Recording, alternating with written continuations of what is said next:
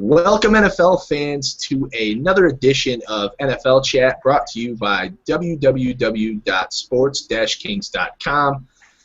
I'm Andy, the number 81, Megatron tonight. That's what you can call me. The guys in the panel can refer to me as that as well. I have Austin from Down and Distance. How's it going, Austin? Excellent. Good to be here. You know, Sports Kings, you know, we're the king of sports, and I just want to throw this out there. We are not gang affiliated, so please don't turn off your computer and watch the entire show, would you?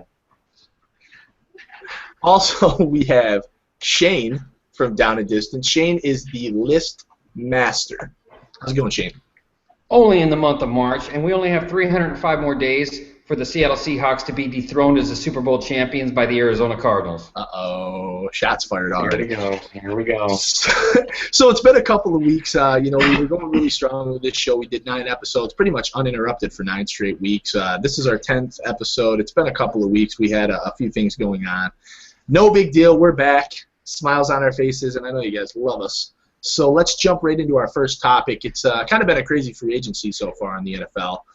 We're going to kind of go through and give you a few of the players that we like where they landed. We like the situation they landed in or the money they're making, etc. So let's go. We'll go right to you first, Shane, our NFL aficionado here. And let's hear some of the moves you like in the free agency so far. I like the Darrelle Revis move, and I definitely wanted to go before Pistol Pete before he shout out to Pistol. Spouts all his information on his team. But the Revis signing was an excellent signing. They don't pay him a lot in the first year. They were able to avoid the huge salary cap hit that's going to come next year. Next year, Revis' cap hit will be the 3rd highest in the NFL behind Tony Romo and I believe off the top of my head, I think it's Drew Brees. And he's going to take a $25 million cap hit next year. But the Patriots are always in win-now mode, as I've said before, when they have Tom Brady. So I like the Revis move. I think it will help them get over the top, push them past the AFC Championship. And for me, this is pre-draft, obviously. They're the early favorite for the AFC Super Bowl representation. The other move that I like was actually the other team that was in the AFC Championship this year, and that was T.J. Ward to the Broncos. They needed help in their secondary after losing their 3 cornerbacks. T.J. Ward's number averages $5.5 million a year. Compare that to Jarius Bird's in New Orleans, where he gets an average of $9 million a year. I think T.J. Ward was probably the best value signing of free agency for this year. And those are the two moves that I like the most this year. And, you know, I think the T.J. Ward signing was excellent, too. Let's jump to you real quick, Austin. I know you want to talk a little bit about the island in Foxborough. Definitely, that is now known as Revis Island. Indeed, and you know, I'll touch on that as well. Like there's so many questions about it. Like the last Revis Island that we saw was in New York with the Jets, and it's, you know, are we gonna see another island form in New England, or is that just done and he's just a cornerback that's past his prime? I think that Revis was an excellent move for the Patriots. I think he'll have a really solid first half of the season, because I think teams are going to test him. They want to see if that island is for real as well. And then to finish off strong, I think New England's other cornerback signing from Seattle, Brandon Browner, will finish off the year strong, because they'll be like, yeah, that if Revis does well, they'll be like, yeah, that island is definitely there, and we don't want anything to do with it. Let's try the other side. And so I think Revis will start off really strong, and I hope he's healthy as he has stated. But the one that I like the most to get Baltimore back into the mix of things after kind of a disappointing season on the offensive side is Steve Smith going over there. I think that's going to be a great acquisition for the Ravens over there. You know, and that's where Steve Smith wanted to go, and he's been a Panther for so long, but I think he's going to do some good things and give Joe Flacco someone else to throw it to. So I'm definitely thinking that was a great move for the Ravens. Yeah, and I mean, you guys have honestly lit up all the names I had. Well, no, actually, there's a couple here that you guys didn't mention, so I'll go through them. I had T.J. Ward was right at the top of my list. I really liked that one. I honestly, I could be the minority here, but I feel like T.J. Ward was kind of, I feel like he's a better player than Dante Whitner. at this point, and he's a little younger. That's just my personal intake on that. I had Darrelle Revis. Obviously, I couldn't leave him off the list. I had Steve Smith, too. That was another good one. Austin. A couple of guys you guys didn't mention here that I had. I had Aqib Talib. I feel like that's going to be huge for Denver. We saw what they lacked in the Super Bowl, and that was a defense, and they've put some pieces in place. I mean, it wasn't just Talib, but I feel like he could really stand out in my mind along with T.J. Ward in that secondary. Another one I had was Ben Tate. I like Ben Tate to the Browns a lot. I feel like Tate is undervalued. He's going to make $7 million in 2 seasons. We'll talk a little bit later about how cheap the running backs have become in the NFL. But I like Tate. I think he's a hard runner. Another one I had that's near and dear to my heart is Golden Tate. I feel like, not to shine on the Lions too long, but I feel like the Lions ignored a lot of obvious things in their secondary, which kind of irked me early on. But I think, obviously Tate brings to the table what the Lions like to do, and that's throw the ball. He's obviously going to help Calvin Johnson relieve some of those double teams, and if teams continue to cover Calvin Johnson the same way, you're actually going to have a legit wide receiver next to him for once, and I feel like that's going to catapult that offense to the next level. I want to throw another 2 out there as well. Have at it. Revis and Smith were the top ones, but and this is going to be a question mark because we've seen some backup quarterbacks come into play when the starter goes out or something. I'll use, say, for instance, Matt Castle, for example. He's in a good system in New England. Brady goes out with a knee injury, and he nearly takes that team to the playoffs. Played pretty good, but then we kind of saw what happens when he goes into a different system, not the same player. I am very interested to see what Josh McCown does in Tampa Bay in that division. Very tough division. I think the Panthers take a little bit of a step back, but we might see the Bucs move up a little bit in that division, and they're going to get Doug Martin back, and Josh McCown played very well in Chicago, but the Buccaneers are not Chicago, so it'll be really interesting to see. I think that was a really good acquisition from them, far better than Josh Freeman. So I like that one. And even though it didn't translate into wins early in the season for the Philadelphia Eagles, you got to admit that was some fun football to watch. Just how fast it was, like gassing defenses, and, man, just tons of fun to watch. And now you're going to add Sproles to that mess. I like the Eagles picking up Darren Sproles. They just got nothing but speed and talent and athleticism, and I hope the Sproles can do well over there. That was another one that really intrigued me. So those are the other 2 I'm going to throw out there. Shane, do you have anyone else you'd like to touch on real quick that we didn't name? Yeah, I'll go ahead and name 2 more names since we're throwing some more logs on the fire. Michael Vick to the Jets. I think that was an excellent choice. I think the Jets are going to give New England a run for their money. I mean, they got 8 wins with Geno Smith. I think if Michael Vick starts, he has the experience to possibly take them to 10 or 11 wins and really finally give the Patriots a run for their money. I mean, it can't be fun every year for the Patriots just to have an automatic division win. They must have some kind of drama. And the other pick I like, but I didn't like it as much as the others, but I obviously, because they're my team, I love the addition of Jared Veldheer simply because the Cardinals' offensive line has been the reoccurring theme for Cardinals fans to talk about every single offseason. Oh, my God, what are we going to do with our offensive? What are we going to do with our offensive line? So I'm hoping that the addition of Veldheer protecting the blind side of Carson Palmer will lower his 22 interceptions that he had in 2013. And, again, I'm hoping that the Cardinals will be the first team to play the Super Bowl in their home stadium in 2014. And you actually pretty much have guaranteed that already, so we're not letting you off the hook on that one. Another one real quick, and then we'll move on. I just want to throw out there because Shane's talked about Michael Vick. I wanted to throw in Eric Decker because if Michael Vick is going to be running the show there, now he has somebody to throw the ball to.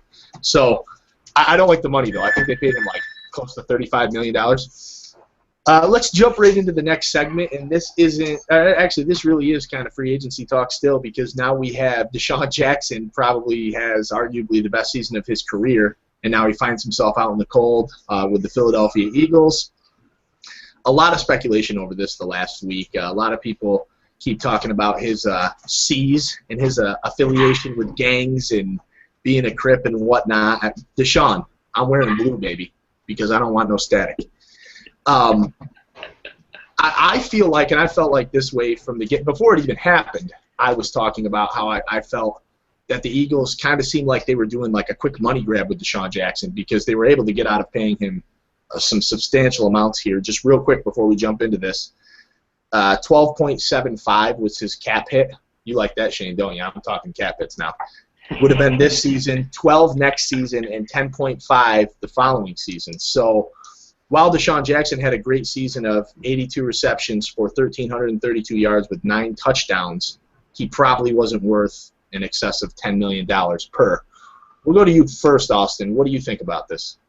I mostly am kind of upset about the timing of it. Like, there were the rumors that came out that maybe he would be released or traded on the trade block, and he didn't take that very well. You know, I think he likes being an Eagle and whatnot, but the timing of it all of a sudden, we think he has gang ties or gang affiliation, and then drop him just like that. It was almost like an excuse. Like, I wish they would almost just come out and be like Chip Kelly, come out and be like, you know, this is my team now. I'm working on getting my guys in, you know, maybe some Oregon guys or something, what have you. But to put it out like that and release him for that reason, that's what upsets me the most. I don't know that it's true. I'm not sure that anyone knows it's true.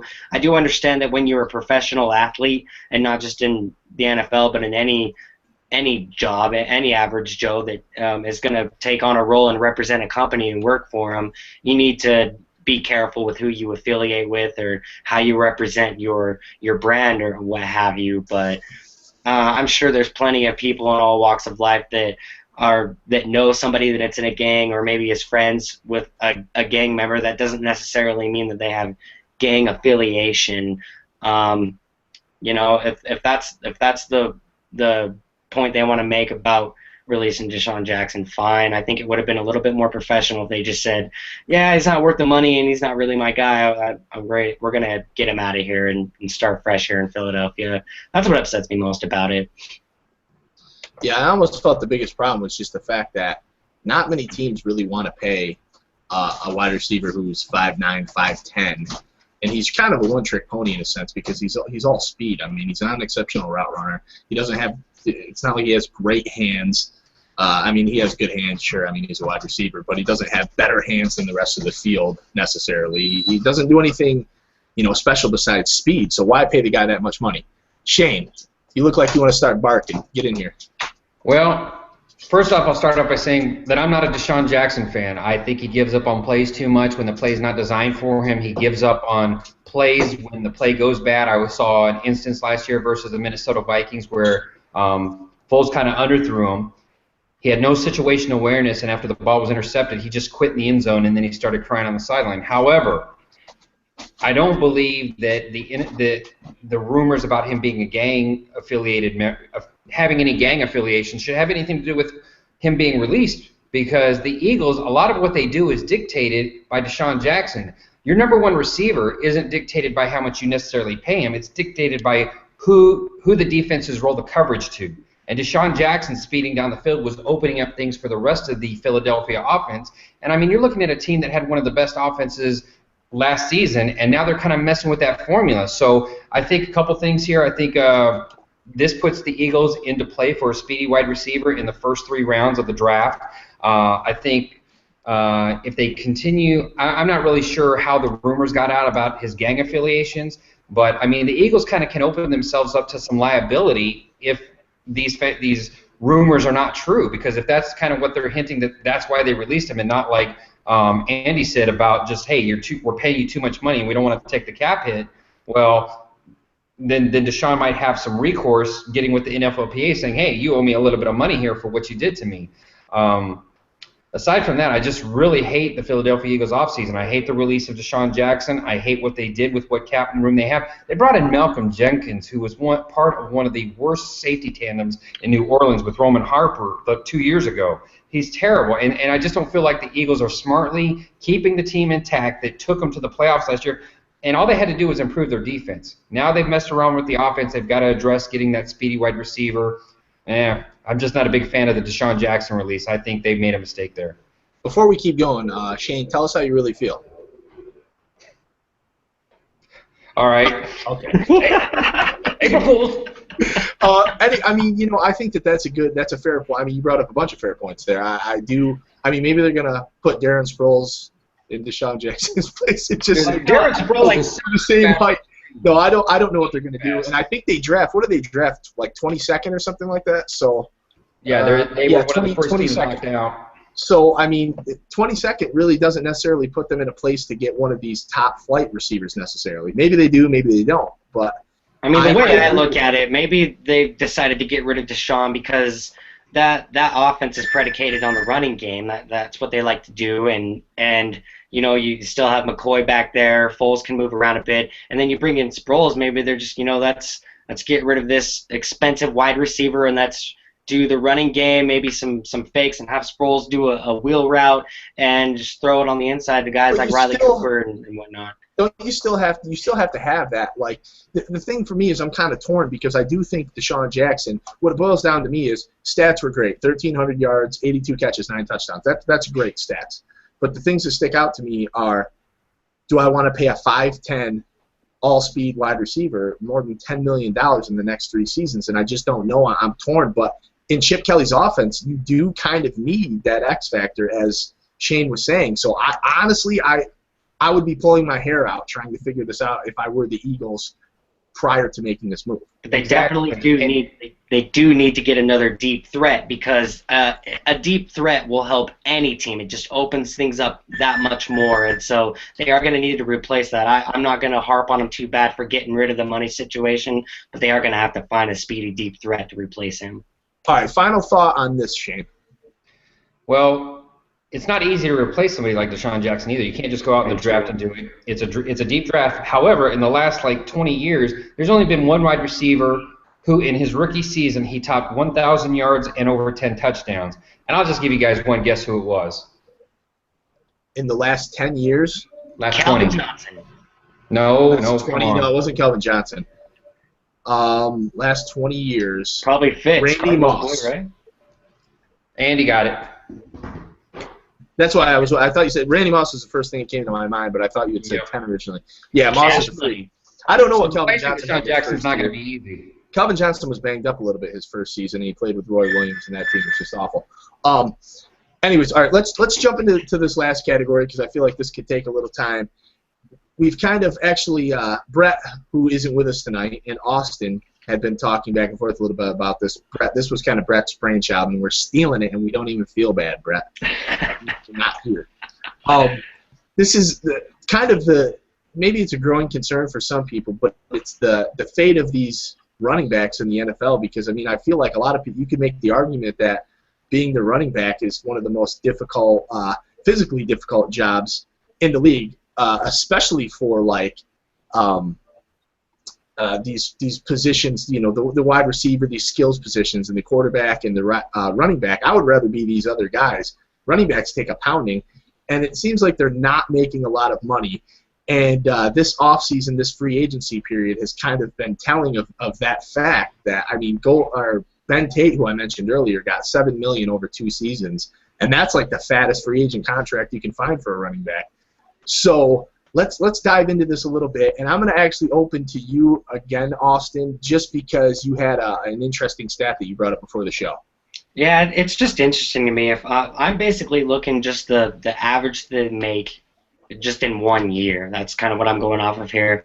And there's only 11, 12 running backs in the league coming up in this next season that are going to make $5 million or more, and the rest, it just goes downhill from there. And you want to talk about Ben Tate a little bit. He's due to make $2.5 million for this next year, just in this 1 year, without talking about guaranteed or anything like that. We're just looking at the average amount that they're going to make in the year. 2.5 Ben Tate. Every time Foster has gone out or he needs to have a rest because he's doing work, Ben Tate has been there and has done work, and the man's only getting paid $2.5 million. He's a solid backup, and if you don't have a running game and you're just going to pass it all game long, it's not going to get you very far. I mean, you even ask a guy like Peyton Manning, you've got to have a running game. Well, especially if you don't have a quarterback in Cleveland. Right, exactly. It's insane to me. I think, the lifespan of a running back in this league isn't very long at all. Why wouldn't you pay a guy for the years that he's there, and then keep recycling that way? It's just insane that these running backs that take the biggest beating aren't getting paid to play their position, in my opinion. Well, I think part of that probably boils down to, and I said this before the show started too, it's a passing league now, I guess. And actually, we kind of proved that defense still wins over the passing. Absolutely. But offensively, it's become a passing game. I mean, we see these wide receivers, tearing it up, the Calvin Johnsons, A.J. Green, guys of that nature. And we see these quarterbacks, Peyton Manning, Tom Brady, Aaron Rodgers. These guys are kind of the faces now. The running back position seems like it's kind of being left behind. And we just saw last season one of the most effective and most popular running backs in the NFL, Ray Rice. Horrible season. I mean, he owes me like a free pair of sneakers or something for that, drafting him with my first round pick in fantasy. But let's jump to you, Shane. Shane, what is your stance on this? Well, in the new collective bargaining agreement that they just signed, it was actually the running back position that got kind of bent over the most in that, because now you have running backs that are coming into the league. The average shelf life of any NFL player is about 3.5 years. You have these running backs that are coming in the league. They take the pounding that you guys talked about already, and then they're not able to get to that second contract because unless they are a transcendent talent like Adrian Peterson, teams aren't going to pay them. And so what you have is you have a running back reaching the end of his rookie contract, and the GMs are looking, well, let me invest in the offensive line, and then I'll just draft another running back, and I'll just grind him out, kind of the way Denver Broncos used to do it, is that they'd run their running backs into the ground and then let them go. So, unfortunately, the running back position, I wasn't able to access all the stats for it, but I'm sure if you take out the top 5 salaries for running backs, because you have Adrian Peterson making like over $14 million this year, their average salary would be quite low. As is with everybody included, the running back is making about $1.55 million a year, the average running back salary. The only position that's lower than them is the tight end position at 1.4. And yes, I said that right. Punters and kickers, on average, are making more than running backs at this point. They're making about $1.7 million a year. So, I mean, it is what it is. You guys got to understand is if you were the Detroit Lions GM, you're going to look at your roster and you're going to do what's best for the roster. It's not personal. And I mean, you talk about like what Ray Rice did last year, that he was horrible. In fact, you were absolutely correct. Obviously, you had him in fantasy, but Pro Football Focus rated him dead last, 55th among 55 running backs last year. I mean, to me, the Ravens might be smart if some of these allegations are true, just to cut him for cause and unload that big contract and then draft another running back. So it is a passing league, and I just think the running back position, I mean, you're going to see a big decrease, I think, in the amount of talent that maybe comes out of college, because players are going to look to play other positions where they're going to last longer and get paid more. And you have to be wary of paying a running back too. I mean, Chris Johnson is a perfect example. CJ2K blows up. Pay the man. What has he done since? He showed up here and there, but I mean, you owe this guy $13.5 million this year, and is he worth that? In my opinion, no. Yeah, he can outrun a cheetah, but he's not top 5 anymore. No, he certainly isn't. Hasn't been. He's top 5 for like 10 seconds. So, but he wasn't as bad as everybody made him out to be. No, he wasn't. I mean, he wasn't terrible. He wasn't worth the salary, but he wasn't as bad as everybody made him out to be. I agree. He wasn't terrible, and I think part of that's probably has to do with the Texans a little bit, or the Titans a little bit. I mean, it's not like they're a great NFL team, a great talent, and they don't really have much of a passing game. I feel like it's hard to establish the run without some sort of pass, and vice versa. The one thing I wanted to, with the allegation Shane was pointing to, obviously everybody knows with the Ray Rice thing in his what are they now? They're getting married or something. No, but, they did marry. Yeah. As our boy Devin McMillan from War Room Sports would say, at least wait until you get to the room to stretch your boots. I just wanted to say that a lot. So let's, you guys, we brought up a good point here, and it's funny. The thing I was thinking about is you guys spoke about the running back thing and the amount of money they make, and I'm kind of racking it in my brain here. If I look at the final 4 teams this year in the playoffs, you have the Patriots, the Broncos, the Seahawks, and the 49ers. Out of those 4 teams, I only see like one top-tier, like elite running back. and that would have been Marshawn Lynch. I mean, I think Gore is still a pretty steady back, but I don't know that I would put him in the top 5 or anything like that. So it seems maybe there's a method to this madness. I mean, the guys like Jamal Charles and even your Arian Foster, LaShawn McCoy, Adrian Peterson, those guys were nowhere to be found late in the playoffs. I mean, Adrian Peterson obviously wasn't to be found at all, which seems to be pretty consistent in Minnesota, although they did make the playoffs in 2012. So could that be part of the problem? These top-flight running backs aren't playing for the top-flight teams. Is that a product of the teams just not being good, or is it because of their running game? Is it because you just said, Austin, when we talked about the Eagles, that they predicate a lot of their style on running the football? Is that just not the way to do it anymore? Well, another point I want to make going off of that a little bit is the NFL is a business, and nowadays, what do people want to see more? Do they want to see some power running, or do they want to see that ball flying down the field 20, 50 yards? I think that's more exciting nowadays. People want to see that. That's why you pay some of the top-tier wide receivers, even though they're not making much more, and, of course, the quarterbacks. But and another point you made is defense wins the championships. You know, like you were lucky enough to have Marshawn Lynch in Seattle, but what won that for you was that defense. And so speaking of those 4 teams, you know, the Broncos have upgraded their defense significantly, and they didn't have much of a run game. I mean, they run like 9 guys. Like they were building a top running back. Right. But I think that they okay. We're gonna talk about No. Sean Moreno a little bit. Classified as a bust, okay, a bust draft pick, and then he goes into this Denver system with Peyton Manning running the show and all these weapons on the offensive side, and he has a breakout year. I put him in one of my top 10 lists of players who broke out because he did. He had a great year. You think he's gonna break out over there in Miami? I don't know. I don't think so. I think he's gonna go right back down to bust status. But yeah, I think a team needs a solid running game, but maybe in today's NFL, these running backs are getting paid what they deserve. You know what I mean? And he wasn't even. I think they were projecting Ball to be like the starter out of the gates too, and that makes the situation even a little more cloudy for me. New England, Austin did a lot of the same stuff. They ran by every guy on the roster. They let every guy on the roster run the ball. Shane, why don't you finish us up here, and then we'll kind of end this show.